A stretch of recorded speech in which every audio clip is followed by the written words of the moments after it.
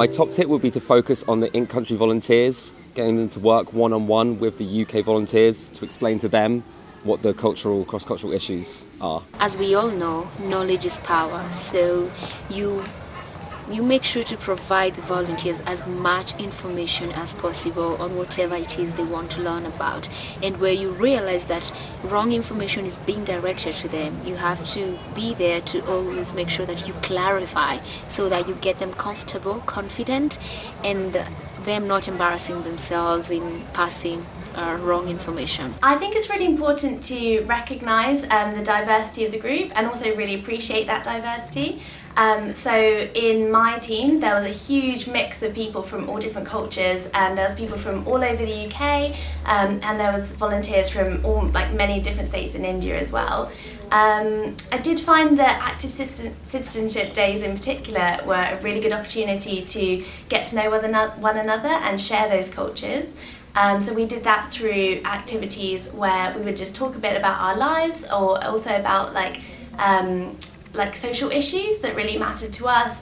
For example, we used to talk about gender equality and climate change, and it was really, really fascinating to find out everybody's different opinions and how that was influenced by their culture as well. And I would also recommend sharing each other's festivals and celebrations from your culture. So when I was on placement, we were really lucky that we got to celebrate Diwali. The community and the in-country volunteers were really got us really involved in that, which was so much fun, and we got to share Christmas with them as well, which was brilliant. I'd say it's really important to have regular meetings with the whole team. I would ask my volunteers, both UK and in-country volunteers, to make notes of anything that perhaps confused them or surprised them about the other volunteers' culture, and then we would use these meetings as a chance to talk about that and discuss it as a whole group. Lo que nosotros hacíamos en nuestro Charlie, en nuestro equipo, era que siempre, una vez a la semana, por lo menos, los británicos o los ticos o los nicaragüenses organizaban una actividad que tenía que ver con su cultura. Entonces, por ejemplo, un día podíamos hacer enseñarles alguna danza, y una vez una de las muchachas bailaron El Viejo y la Vieja y le explicamos de qué se trataba. I asked guys from the UK to share with us what their cultures is like and what they usually do. Same thing applies to the South African. I asked them to share some of our cultures as South African and what we can do to work together as a team and to have one goal.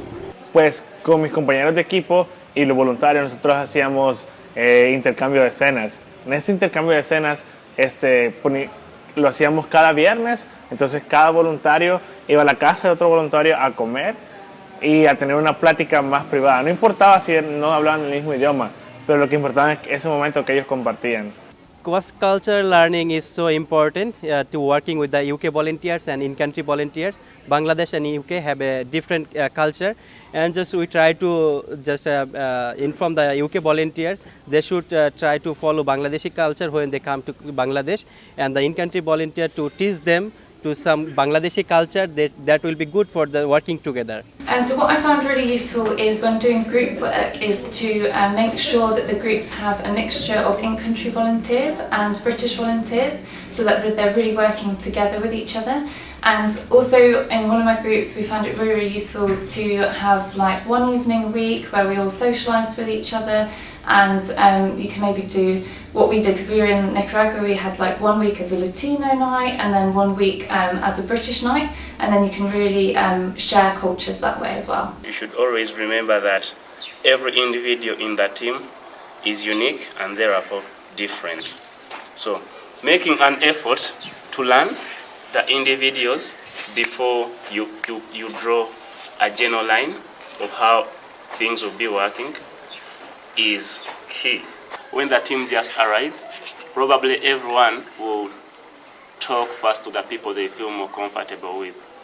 The in-country volunteers you will see it clearly that they want to hang out with other in-country volunteers, and the international volunteers will also be more comfortable hanging out with fellow international volunteers.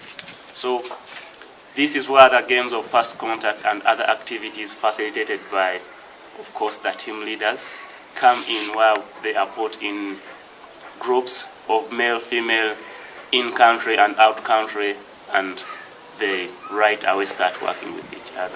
We used to have a series of kind of different events throughout the week, so every kind of on a Monday, every week we'd have a language lesson where volunteers would team up with their counterpart and work together on English and also on the local South African languages.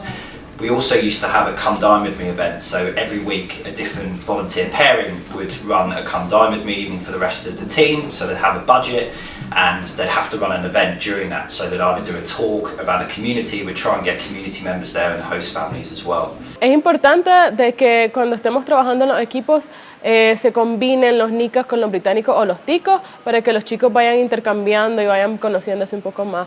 Otra idea que podría darles es que se hagan los intercambios de almuerzos, que cada día hay una rotación para que los chicos vayan y conozcan no solamente al otro voluntario o voluntaria, sino que también a las otras familias de la comunidad.